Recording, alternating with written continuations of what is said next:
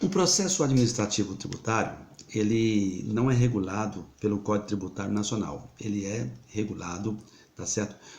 Pela lei que regula o direito administrativo. O processo administrativo tributário, né? É a Lei 9.784/99, né? É óbvio que você tem aí, dentro de cada administração pública, os processos que vão regular. Por exemplo, aqui na administração do tributo, nós temos a Lei do Processo Administrativo Fiscal, que é o Decreto 70.235 de 72, que é o Processo Administrativo Fiscal, né? E a Lei 9.430 de 96 sobre os processos administrativos de consulta. E você tem o outro decreto 7.574 de 2011, que regula o processo de determinação de exigência de créditos tributários. Então você tem aí, né, um conjunto de regras e de leis e decretos que regulam o processo administrativo tributário. O mais importante é que eles têm que observar alguns princípios. Primeiro, legalidade, toda tributação, todo processo tem que ser legal, né, baseado numa legislação específica, com a finalidade de arrecadação tributária, dentro de uma motivação, com critérios de razoabilidade, proporcionalidade e também moralidade, ampla defesa, contraditório, segurança jurídica, interesse público e eficiência. Eles devem ser adquiridos nos processos judiciais e processos administrativos. Então nós temos primeiro uma ação fiscal, que é a parte de fiscalização e autuação, e um processo de impugnação de recursos, que é a fase litigiosa.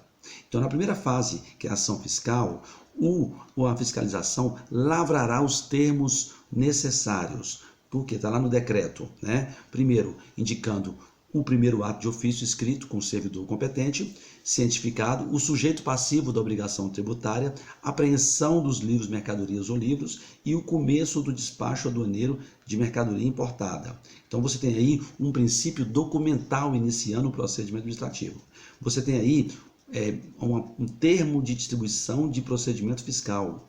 Você tem aí esse termo, ele é de 120 dias prorrogáveis. Por quê? Porque quando você tem autuação tributária, eles vão lavrar um termo, que esse termo vai gerar, tá certo, no final lá, a possibilidade de fornecimento de informações e documentos, tá certo? E esse procedimento aí, que vai permitir que o fiscal analise o cumprimento das obrigações principais, que é o pagamento do tributo, e as obrigações acessórias, que é a falta de elementos necessários para que o fiscal possa discutir a questão tributária, o arbitramento do tributo, a aferição indireta.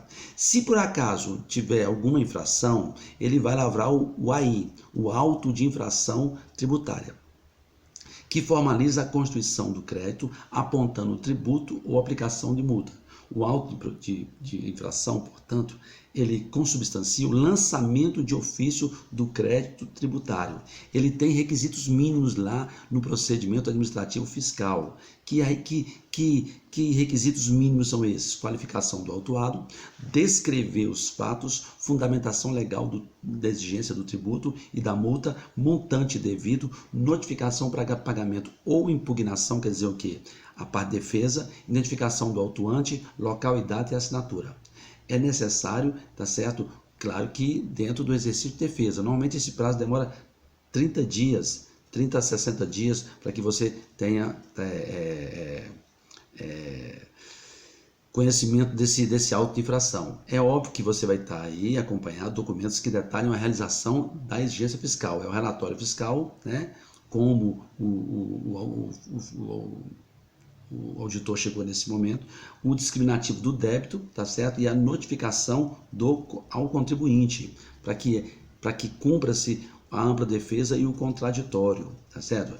Caso o auditor verifique a ocorrência de outras infrações, tá certo?